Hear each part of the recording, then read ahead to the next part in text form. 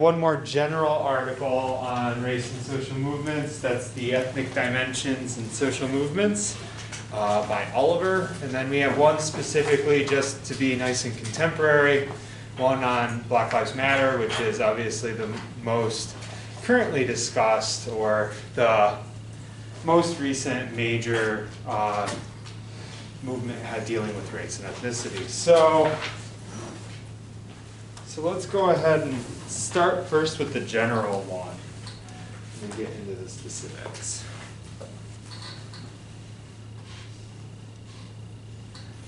So just a bit of framing before we leap in.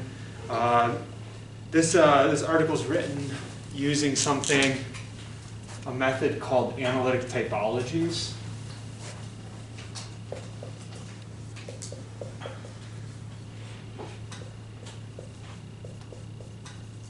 Something that's pretty common in sociology. And it's one of the older things that sociologists do. Harkens back to Max Weber for those of you who are sociologists. And so when you do analytic typologies, essentially what you do is you construct what is referred to as ideal types.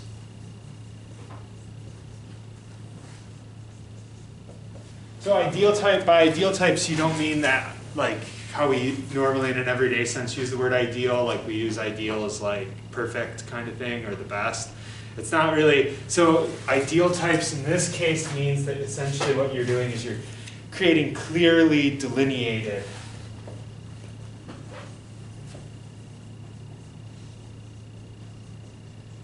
typologies. And what I mean by that is like the types aren't real, right? So that's why they're called ideal, right? They're not real. They're essentially an ideation, right? They're somebody's thoughts. So they exist as a like heuristic device. They exist as a tool for analyzing the world, right? But they're not supposed to actually ascribe to any group of people or any specific movement, right? Makes sense? Essentially what you're doing is you're categorizing.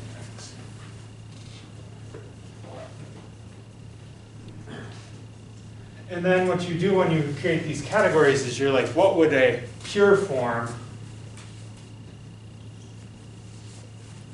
of X be? And that's whatever you're sort of separating out. So like one of Max Weber's big distinctions is he talks about like pre-modern capitalism versus modern capitalism, and these are ideal types, right? Essentially, like there are elements of modern capitalism and pre-modern capitalism, and vice versa, right?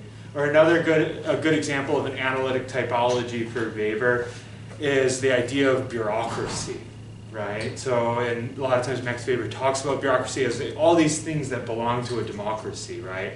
That it's hierarchical, that has formal rules, X, Y, and Z, right?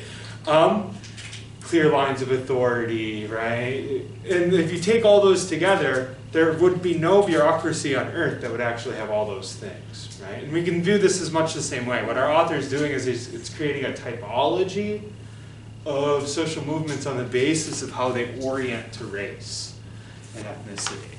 So they're creating this analytic typology. Movements won't cleanly fit within them, right? But they give you a sort of framework to understand how do social movements differ from one another. So it is meant as a comparative study.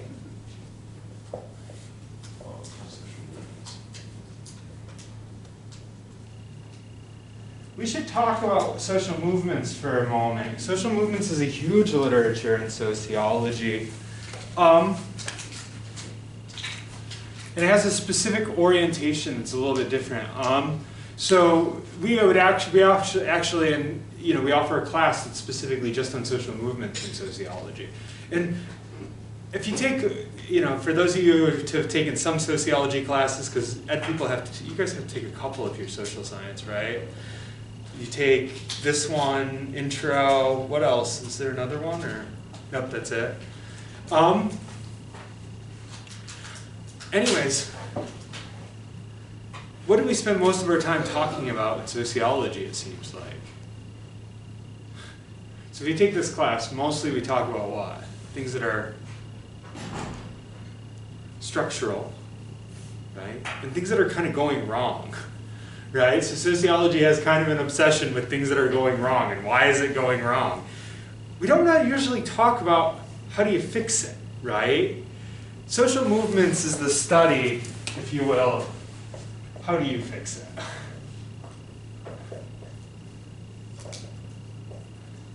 So social movements is going to have this specific action orientation to it. How do you change it?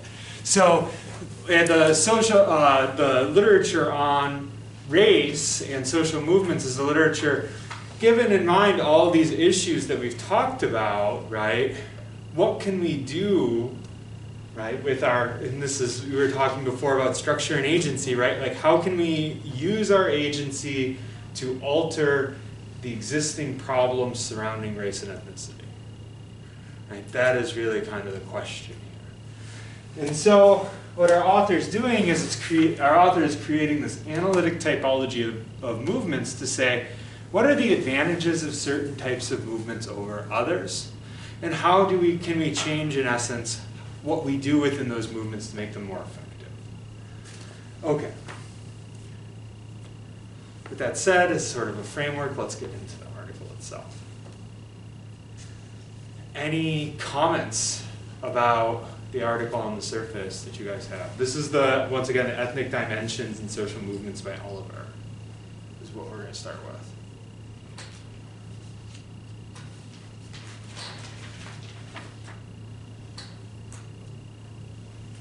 What does it, so looking at kind of like page 2, what's the setup of our article look like? What does it talk about first after the introduction?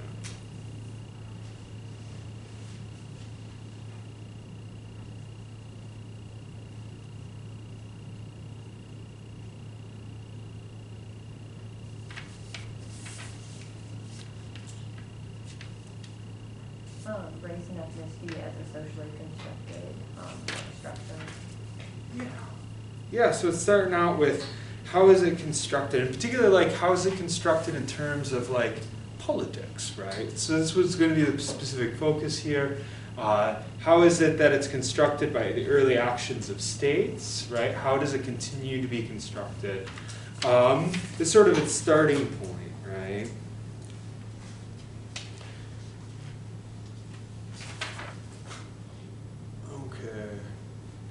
And then, so the first few pages, it's outlining a lot of the histories that we've already kind of looked at, right? Like histories of slavery, histories of genocide, right? So on and so forth.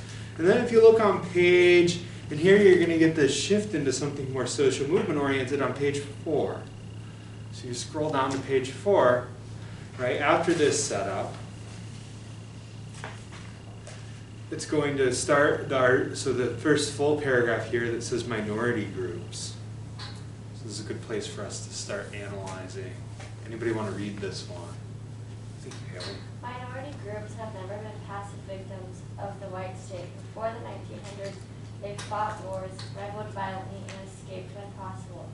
Since 1900, U.S. minorities have often mobilized to pressure for change, found ways to use the parts of the state that govern them, take advantage of splits among whites to seek allies for their interests, and have achieved victories and gained some power, including control over some local governments. In the post-civil rights era, there are government agencies and policies dedicated to advancing minority interests. Okay, I'm going to pause you there. We got enough of the piece. So, thank you. So, what's being said here? What's the point?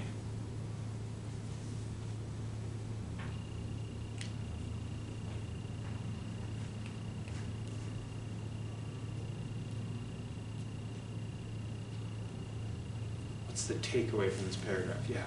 Minorities often rebel and try to push back and change things for the better for them, but they never have the majority, so they can't really change things politically as well. So it's Yeah, so they can't, like, it's not perfect, right? And so this is often like, if we're thinking about social movements, like, if we get into the minds of social movement literature, it's not perfect by any means, right? We spent the entire semester looking at how states suppress minorities, right? But we have to not miss the fact that minorities have not been passive in that. And in fact, their own resistance in it is what has sort of allowed them to continue in this world. Right? So, like, you know, quite literally, like, if you think about, like, for example, when we were talking about Native Americans, right, and sort of the harsh treatments that happened in the past as well as continue to happen, quite a few of you did your papers on that even, right? If it wasn't for the resistance of Native Americans, they would no longer exist on this earth. They would have been obliterated, right? We've made no attempts to keep them alive on their own. They only are here because of their own agency, right? In the same way that we can say African Americans haven't passively accepted the domination of the state, right? Instead, what they've done is they've tried to use whatever opportunities they've had within it to alter their circumstances. So on the one hand, and so it starts out with this long discussion of, you know, the ways in which African Americans are oppressed, and then on the other end, it offers us a history of the ways in which it's resisted, right? Another framing of this, if we go down to that bottom paragraph,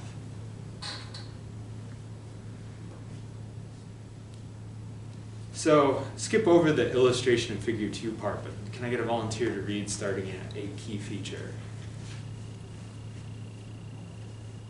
This figure 2 is really confusing looking. A key feature of the social construction of ethnicity in a hierarchical context is the dialectic of ascription and achievement, the ongoing interaction between externally imposed boundaries and internally asserted identities. Okay, let's pause, because that's a loaded sentence, right? So what is that saying? So a key feature in the social construction of ethnicity is what?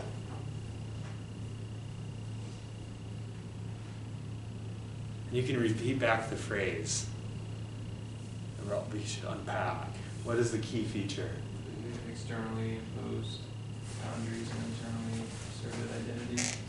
Yeah, let's take that. That's a good starting point. So what would be an externally imposed boundary on race? Just thinking back on the history we talked about. Where does race come from? Colonialism.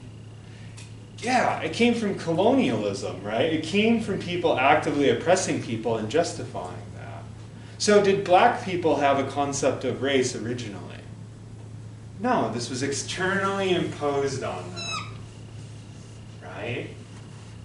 You can think about what existed before slavery and before colonialism for people who are now African Americans. They existed within whatever small tribal societies, whatever small states they had, right? They wouldn't have cognized themselves in terms of race. They wouldn't have thought about themselves that way. They would have had all these different ethnicities, thousands of different ethnicities, thousands of different languages, and they were essentially all thrown together, moved over here, and had a clear line placed between them and the population that brought them over, right? So essentially that's an externally imposed boundary.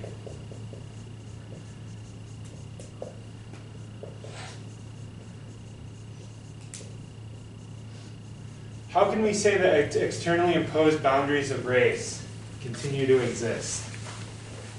Thinking about the history as we've looked at it.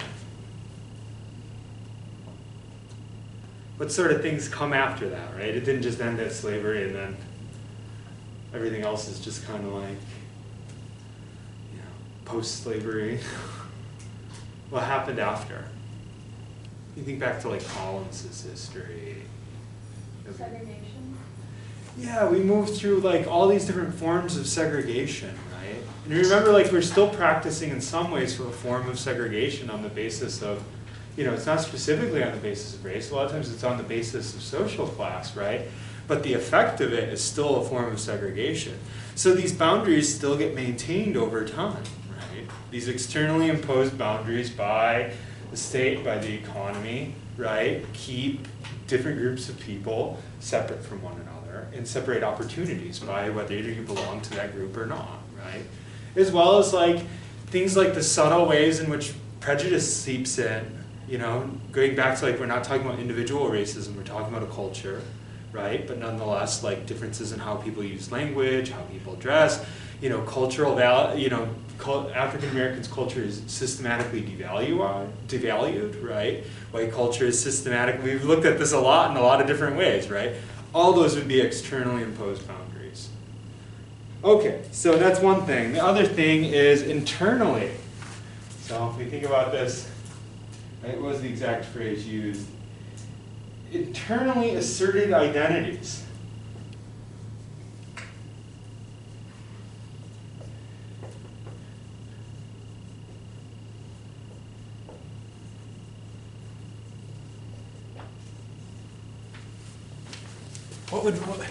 What's this referring to? What would be in the case? What do you think? Anybody want to try to have a go at translating that phrase and what it might mean?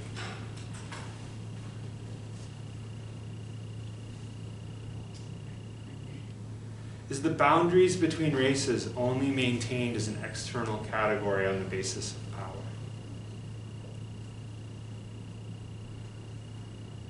Where else might that come from?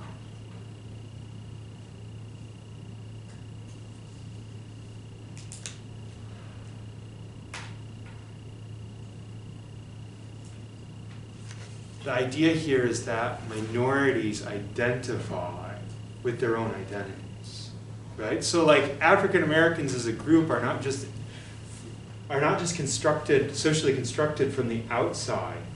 They're also socially constructed within themselves, right? This is, in a lot of ways, this is rephrasing kind of like in a more critical manner where we really started in the class, where we talked about the difference between race and ethnicity. African Americans are also an ethnicity, right? They have a culture. They positively assert that culture. They positively identify with other people from their own culture, right? And so this is an internally inserted identity of race, right?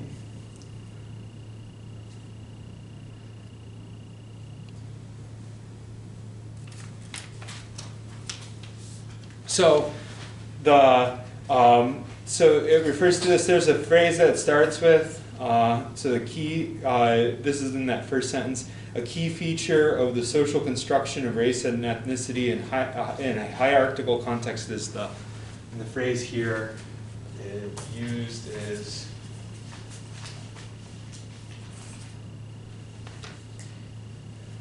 the dialectic of assertion and achievement.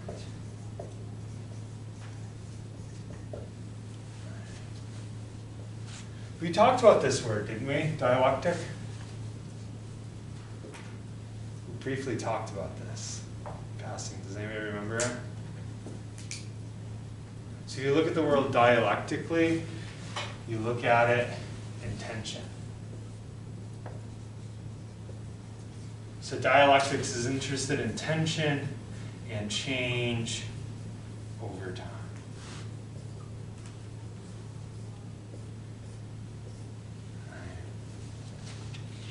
So rather than understanding the world in oppositional categories, right, you understand them as interrelated, moving back and forth. Right? That's essentially what dialectics is. It comes from a thinker named George Wilhelm Friedrich Hegel. So Hegel, Hegel. We talked about this when we talked about the master-slave dialectic, right, a long time ago. Hegel is the same philosopher, right? Hegel is one of the main inspirations behind Karl Marx later. And this idea of dialectics comes out of that tradition. So the idea of dialectics is that rather than understanding it as a yes or a no, what causes race to exist, this sort of negative imposition or this positive sort of identification culture? The answer is that they're interrelated. They balance one another out, right? So while we have on one end sort of if you want to think about it, this is the suppression of African Americans. On this end, right? So that would be the ascription end. This is the ascription end. This is the achievement end. So on the achievement end, what you get is essentially African Americans. After they're constructed in a group, so the boundaries are ironic in a lot of ways. It's kind of what's being picked up on. They both represent the moment, right? So the boundaries, the socially constructed boundaries between races, both represent the moment that African Americans are oppressed, but it also represents one of their greatest strengths, right? Which is that they can internally identify with one another. They become a cognizable group, right? In a lot of ways, we can look at this, and this is like the opposite of whiteness, as Dyer talked about it, right? The thing about whiteness is none of us can really identify with whiteness, right? So white people cannot identify with whiteness. They will become an internally inserted identity, right? That African Americans, in being oppressed, have the capacity to do that. And that's actually one of their strengths politically. And we'll see how this plays out with different movements, right? This tension as we go along. Does it make sense? Any questions or thoughts about this? I know it's kind of an abstract concept, so if we need to unpack it more, let me know if you're confused about it. So what's it saying? Somebody try to put it in their own words. It's a complicated idea, so we should pause for a moment. Yeah. This may not be correct, but I think it's saying that there's like a connection between identifying oneself with the broader society in terms of the groups that you organize with, I guess. And even though it's a bad thing that you're oppressed, that oppression leads to being able to identify in better forms with those groups. Yeah. Yeah, no, that's exactly what's being said here. So you think about, like, this was being said a lot by Collins in some ways, right? Like, Collins was always talking about, like, those communal networks and those ties that women were a part of, right? And how they found meaning in them and how they understood and how all these positive things for understanding the world came out of that, right? To some degree, Collins is describing in that moment this end of the dialectic, right? The agented end. Right? And when we talked about structure versus agency, right? Structure versus agency is a dialectic in sociology. Structure, agency, both mutually forming our world at the same time. Right? Cool. Anyone else want to have a go at rephrasing? Or are we feeling like we understand it? I don't want to beat a dead horse, but I don't want to leave anybody confused either.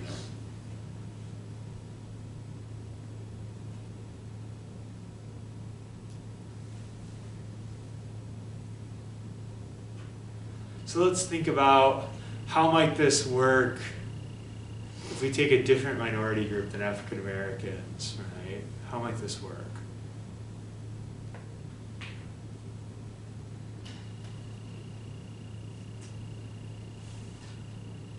Might we see this same dialectic?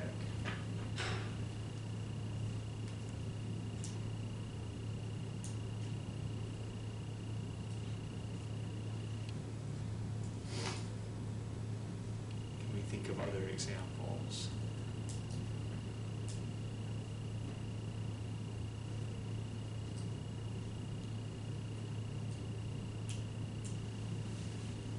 Yeah, go ahead. Be like Native Americans through the reservation system. Like the reservation may not be the greatest system, but it gives them a sense of like identity and sovereignty in some ways, even though that's sometimes accompanied by not the best conditions due to outside factors and oppression. Yeah. You can definitely think of it. So we could also kind of like in an interconnected way, if we were to go back to the 1800s when Native Americans were actively resisting, right, the invasion of the West, the invasion of the United States into the western half of the the continent.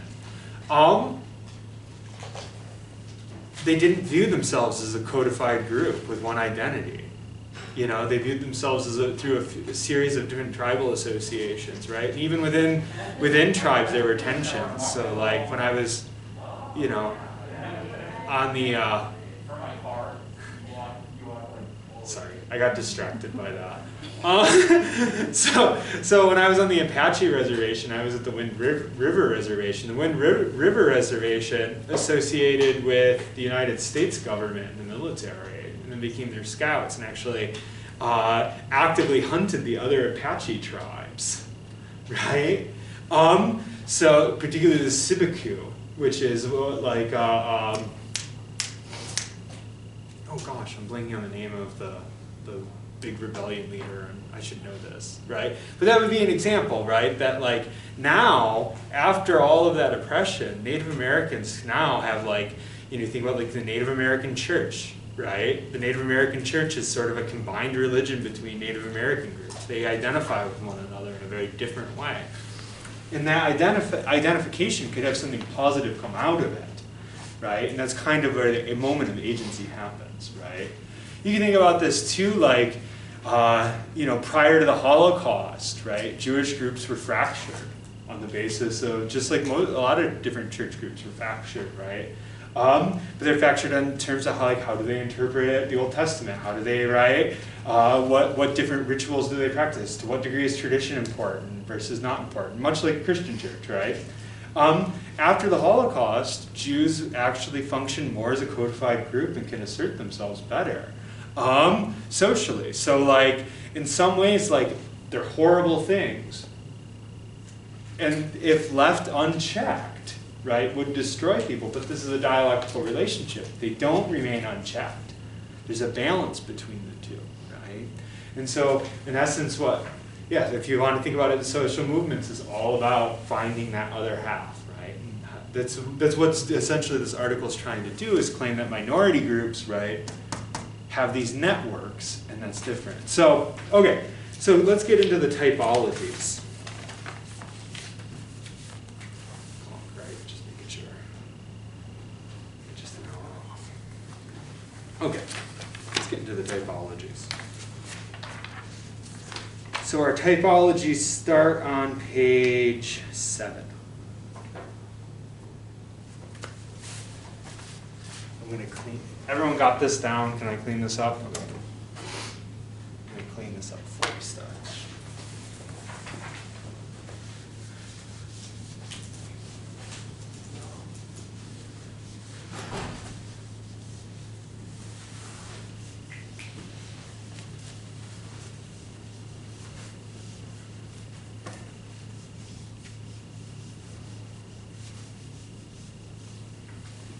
Not to make you all pause while.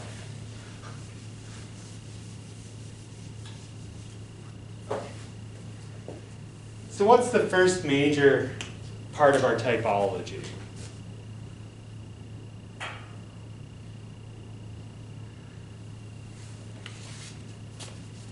So how do they want to separate out groups? We can just move through here and look at section titles. So we have that big title at the top, majorities and minorities, an ethnic typology of social movements. And then let's look at the sub-ones. What are some of the sub-ones? Subtitles. As you move through that section. Ethnic majority movements and ethnic minority movements. Yeah, so you have ethnic majority movements.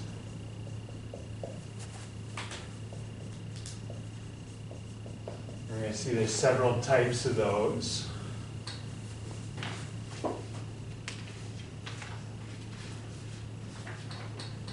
And then what comes before ethnic minority movements? Oh, never mind. It comes after it. So you have ethnic minority movements.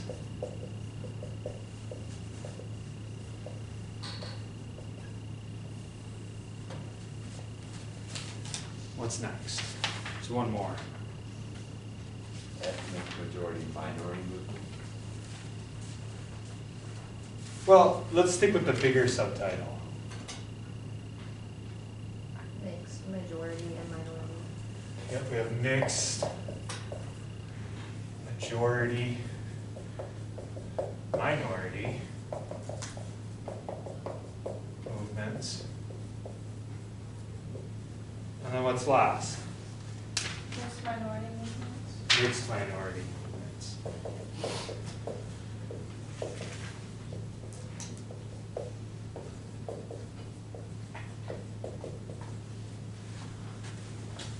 And so why does our author want to break these into different categories? If you turn all the way back to the appendix on page 25, references this much earlier in the article.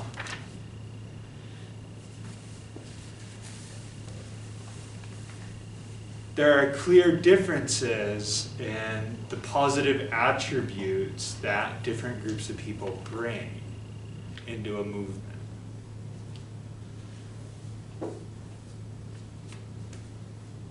Do you guys see where I'm pointing you to? You guys found the table?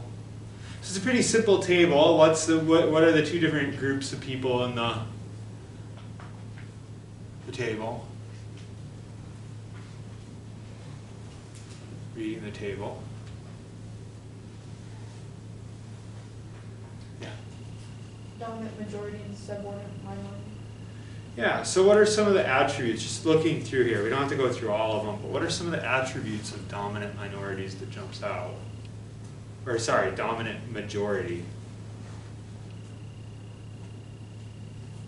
What do you bring into a movement if you are? The ability to achieve goals without other groups, and high access to institutions. Yeah, so what else? What else do we see here? Economic resources. You have economic resources. What else?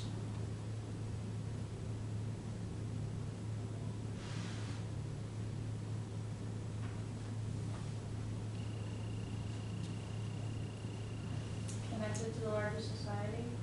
Yeah, you're more connected to the larger society, right? If we think about like just because minorities have a tendency to live still in very segregated housing situations, right? They have less connections to the outside world than the average person who lives in a suburb would have, right? So yeah, majorities basically what do they bring? They bring that the institutions respect them. Right? So they can utilize government institutions more easily. They're less likely to be repressed by state power when they do protest, when they do things like that. They got a lot more resources that they can, pump into the organization, right? And those resources aren't just like money, right? But it's money, it's cultural know-how, right? It's various forms of institutional legitimation, people having advanced degrees, et cetera, right? And so it can muster all of these resources to achieve its goals better. What are some of the positives? So those are there's quite a few negatives for subordinate minority groups, but what are some of the positives?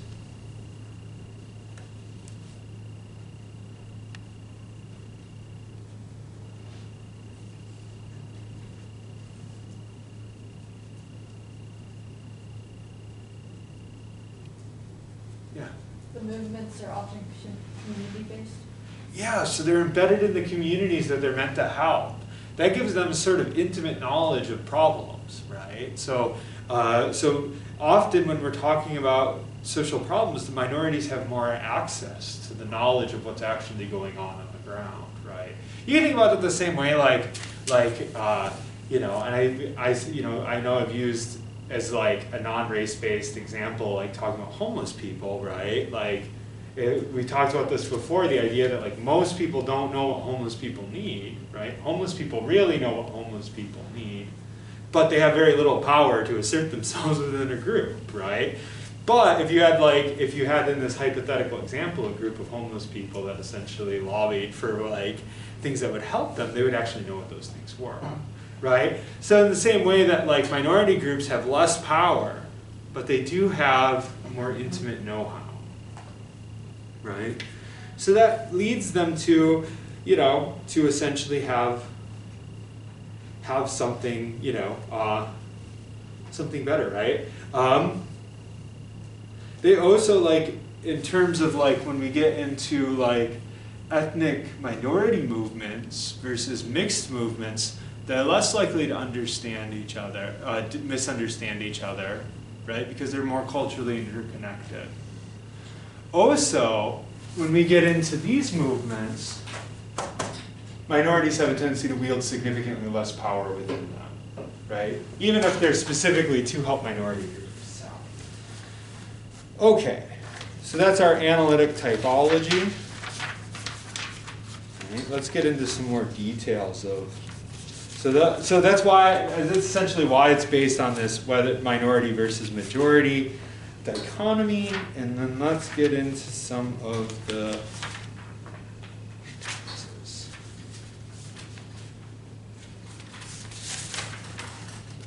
Actually, in talking about, let's take an example. I want to find this. Did anybody catch this? Looking for the box quote.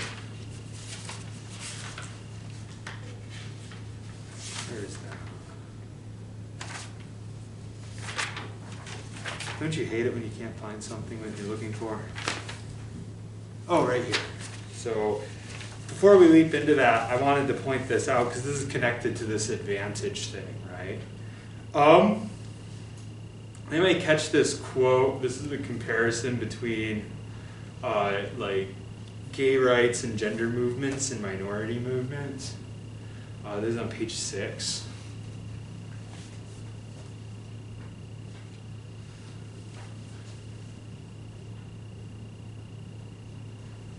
This kind of typifies this contrast.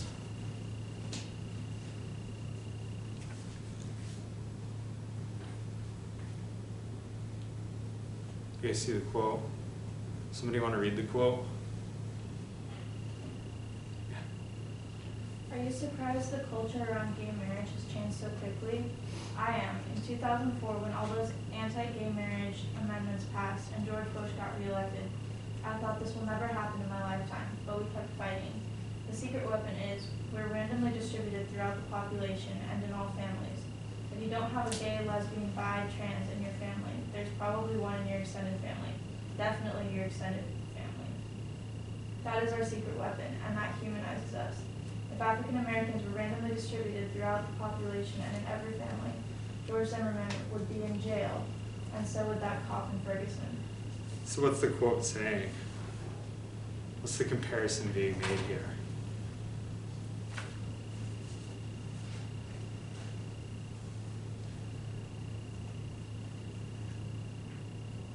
There's a lot of people who know or have relatives who are part of the LGBTQ community, and so they have some level of empathy towards them as their family members. Yeah. Yeah, even like you live in a small rural area, you're probably going to have people in your social network that are gay, right? Like, I'm from a podunk little town that doesn't even have a stoplight. My aunt's gay, right? So is her roommate. None of us will talk about it, but we all know it, right? There's also these two really good friends that in our town, right? That everybody knows are not just friends, but nobody says anything about it. But I'm close to those people and I like them, right? And so does everyone else in my family. Like, my lesbian aunt is one of the major people in our school district, right? The gentleman who's gay in our town also runs youth groups, right? But people don't they know, they recognize, but they don't admit it, right? But on some level, that humanizes homosexuals to anybody who lives in that community, right? So the point here is where it's very different. Like in that small little podunk town, we didn't really know any African Americans. We had one kid who who was an African American, but he is adopted and his parents were white, right? So growing up, like in my school district, there were 0 African Americans, right? And so that's kind of the idea is like basically like that shows this different advantages, right? That to some degree, like the gay rights movement, in some ways it had a lot more impact, a lot more quickly than African American movements, because it falls over here, right? Most of the people who are part of gay rights movements are highly integrated, fairly wealthy, mostly white, mostly male, right? So like in some ways, like they wield a lot of cultural power, right? In comparison to ethnic minority movements, which have a lot of cohesion, and to some degree, like within their community, can really raise awareness and consciousness of different things about that community. But the impact that they have is significantly slower, right? Because they're not distributed throughout. So that's just another example. Basically, we're looking at the chart, it's saying the same thing here, right? But in a little more approachable way. Okay, so getting into the typologies. Typologies, going back to it, are just categorizations. So starting on page 8, what kind of typologies do we have?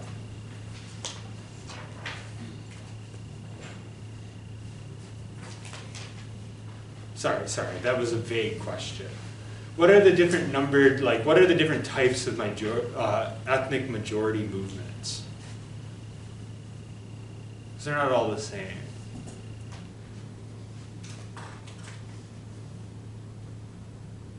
The first one is group-focused movements promoting the interests of ethnic majority groups and overt opposition to ethnic minorities. So what does that mean? So one set of social movements you get that are predominantly built out of majorities are what?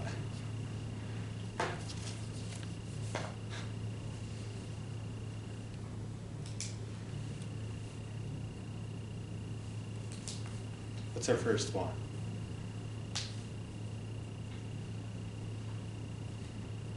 What kind of movement is it talking about? Like a movement that deliberately, or organizes, I guess, to deliberately oppress the minority in the given area. Yeah, and so what would that be in the United States?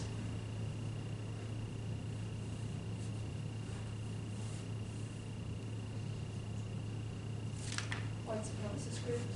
White supremacist groups is a great example, right? So like, obviously white supremacist groups are predominantly ethnic majority movements, right?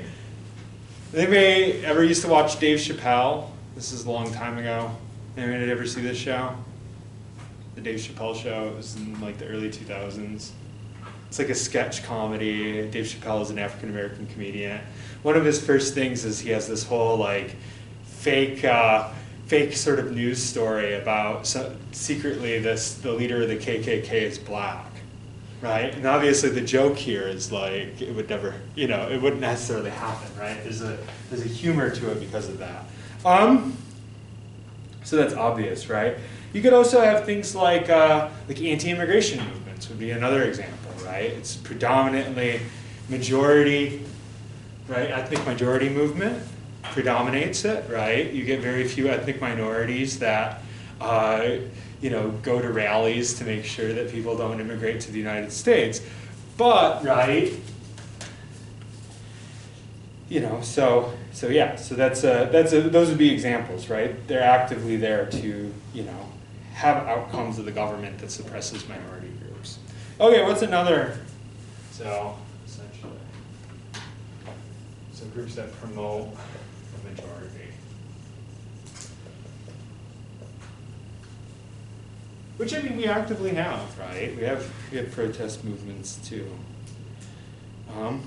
Everybody's seen you guys have heard it probably of white supremacist rallies going through your town. Like, they're still fairly active in the United States. Actually, there's been a huge rise in white supremacy in the last decade. Okay. What's our second part of our typology?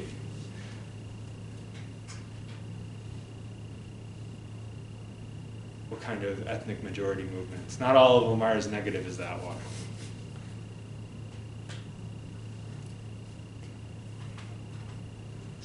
Group focused movements promoting the interests of a group subordinated on a different axis of domination within the ethnic majority. Yeah, so anyone want to rephrase this? So they're not ethnic minorities. Like gender, class. Yeah, so this would be essentially like advocacy groups.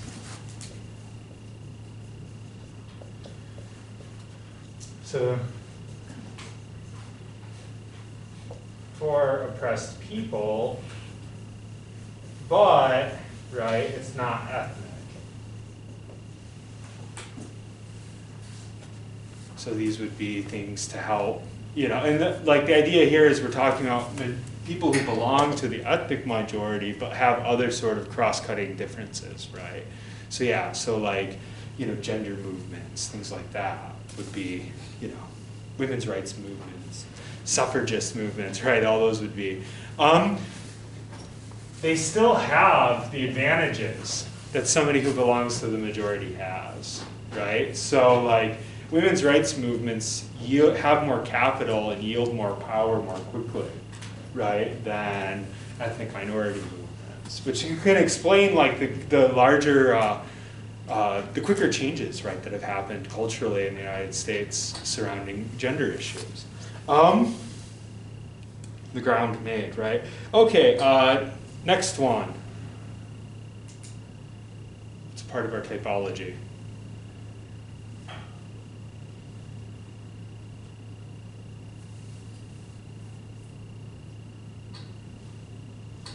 Yeah. Issue-focused movements promoting issues that are framed as affecting society as a whole.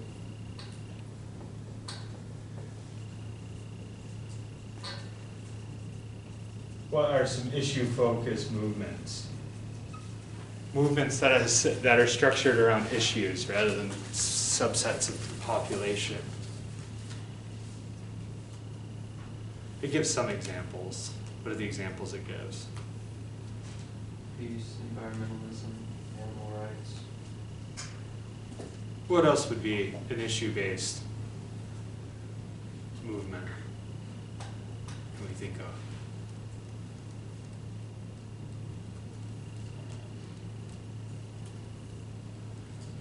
What social movements lobby for changes of a specific policy or something like that?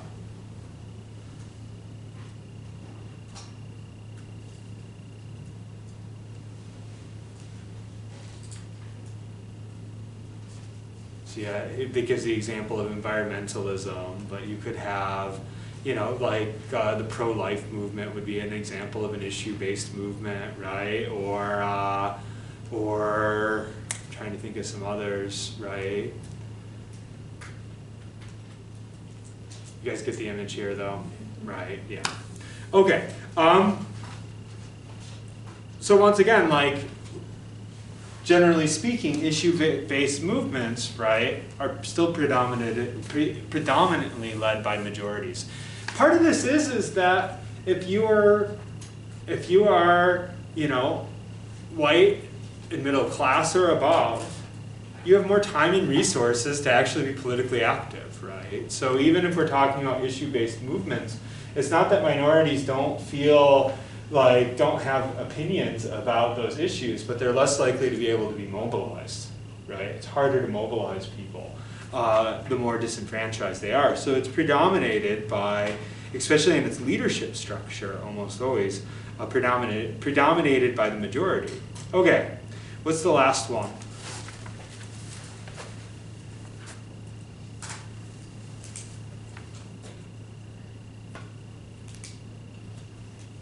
Group-focused allied movements promoting the interests of ethnic minorities. Yeah, allied movements. So you'll have whole movements of people who still desire to protect minorities, but the groups are predominantly white, right? Or different, similar makeups, right? So like just because it's a group that advocates to help right? It's a social movement that advocates to help a specific group of people. Doesn't mean that the people who run it and take part in that movement are actually a part of the group that they're advocating for. You know. And then even like, so like a lot of times you'll get like a good way to think about this is you'll get campus groups, right? Sometimes that are defending a specific group of people, but most of the people there are allies rather than actual when I was in college, I went to a state college and they had I'm trying to think of which one it was, a fairly active, this was before the longer GLBTQ when this was a unified group, but it's essentially a gay rights group, but most of the members of the gay rights group were not gay, right? That would be an example of an allied group, right? It's predominated by another group of people, but, right, it sort of represents on behalf of another group of people, a minority group. Okay, so that's actually the most complex typology is for majority, right? And then as we move on, right, you have ethnic minority movements. Ethnic minority movements have a tendency not to be issue focused. They have a tendency to be identity focused, right? Like I said, like, so even though like something like an issue focused movement could be like, there's movements against mass incarceration, which would positively affect ethnic minorities, right? These groups are likely to be predominantly majority groups, right? So when we're talking about ethnic minority movements, you are talking about movements that are dominated, that usually have specifically to do with ethnic issues. So what would be an example of our contemporary ethnic minority movement? It's kind of an obvious question. We read an entire article about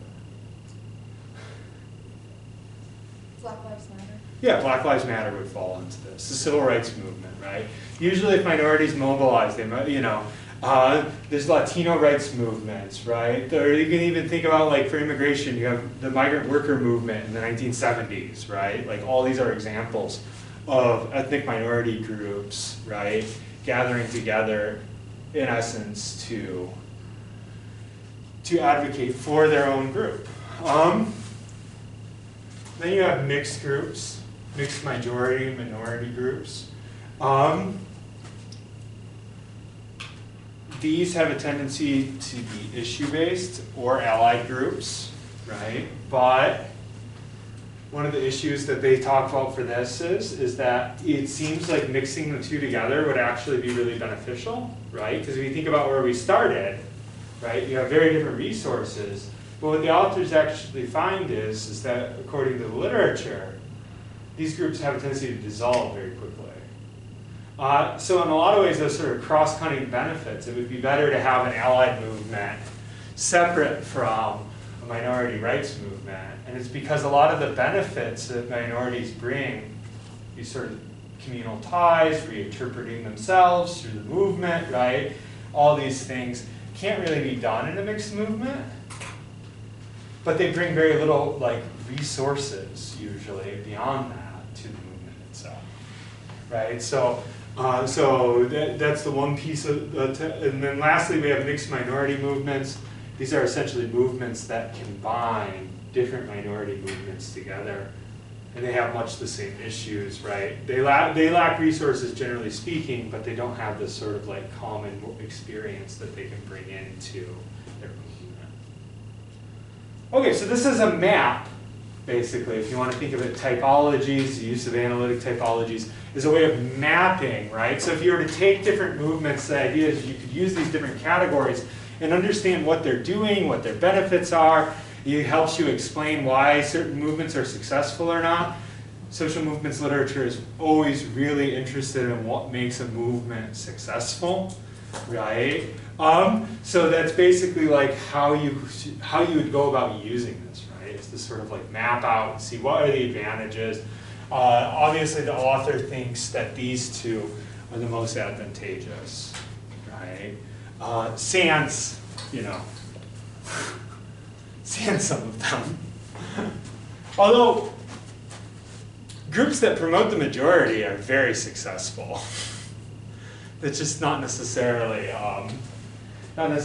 successful in the way the author would like. Okay. So we have that. Let's start.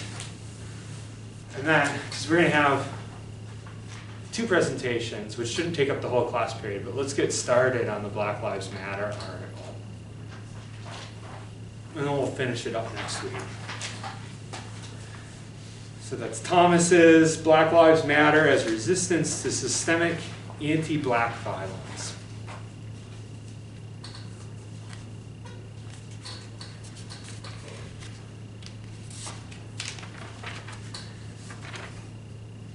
So in a lot of ways, our article is going to start very similarly, right?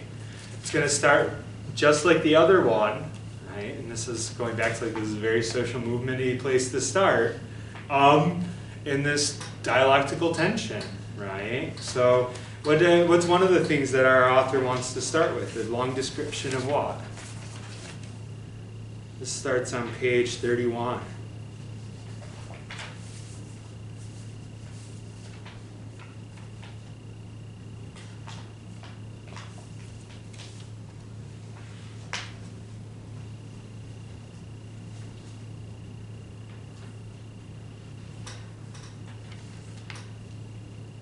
What does it start with after its introduction?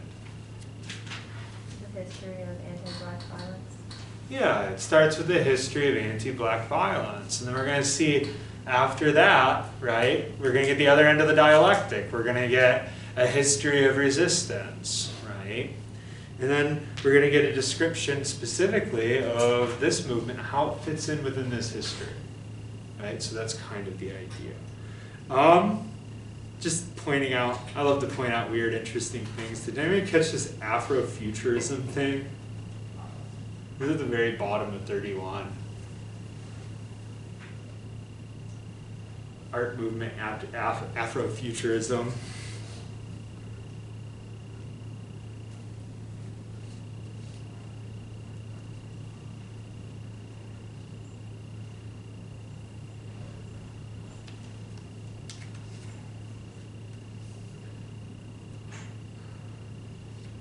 You guys see where I'm looking? Anybody want to take a stab at it?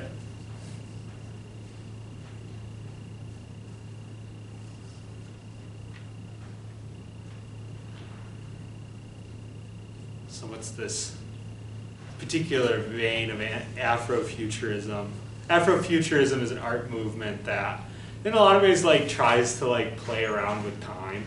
So like, you know, if you think about it, how we normally talk about history and time is very like Eurocentric. So Afrofuturism plays around with the categories of time. You can think about like even like, you know, we have a tendency culturally to have like nostalgia for the 1950s. There are no African Americans who have nostalgia for the 1950s, right? Why is that? 1950s was segregation. You know? So when we look back, like when white people look back, it's very different than when African Americans look back. In the same way, like when we look into the future, what we see in the future is very different, right? You know, and this is playing around with this Armageddon theme, right? So like what's the theme being played around with? I just think this is a bit of a non sequitur, but I still think it's interesting.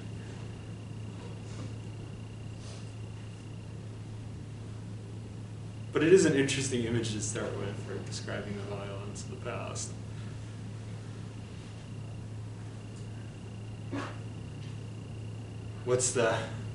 According to Afrofuturism, what is the African American orientation towards, or a black orientation towards this idea? First of all, how's it using the word Armageddon? It's not like literal Armageddon, like, you know, end of the world, Christ coming. What's a reference to? This is a major cultural theme. Apocalypse, right? So the thing about like post-apocalyptic movies, right? Like, so kind of the joke here is like basically that like when white people look into the future, they see this sort of post-apocalyptic future. according to this Afrofuturist writer, how do African Americans, and this is also like a Public Enemy song, but how do African Americans orient to this idea of a post-apocalyptic future? The Armageddon's already been happening. Yeah, it is essentially like future, like it's a post-apocalyptic present. And you think about like, you know, kind of the images is if you go down to a lot of African American communities, right? Like what you see is a lot of urban decay, right? What you see is sort of like, you know, a lot more violence within that community, right? Both between people and, you know, via the police. You see a lot of that, right? So the idea is like that post-apocalyptic condition is something that African diasporas around the world have been experiencing for a long time, right? To some degree, like their whole history has been one about. So that's sort of the starting of our framing, right? And then I catch this, so here we get basically the article starting with this sort of reinterpretation of history, right? This reorientation towards time, this African American centric. Before we finish up this, so the first category, right, is structural violence. So it's the ways in which, you know, codified into our, and these are things that we've talked about a lot already, right? Codified into our institutions, right? Into our very social structure itself are forms of violence against African Americans, either epistemological violence or physical violence or whatever, right? It gives the example of African Americans from the very beginning are codified into laws as a second class group of people, right? So the reinterpretation of colonial history from the point of view of African Americans is a bunch of white slaveholders got together into a room and decided that black people were 3/5 of a human being, right? Which is a very different interpretation than a white-centric understanding of the U.S. Constitution, right? So the country didn't start out in this sort of positive way, like we, you know, our history would generally like to claim it, but instead has started out in this sort of history of this promotion of slavery and moved through, much the same way. Okay, we're going to pick up on page 32 at physical violence after our presentations.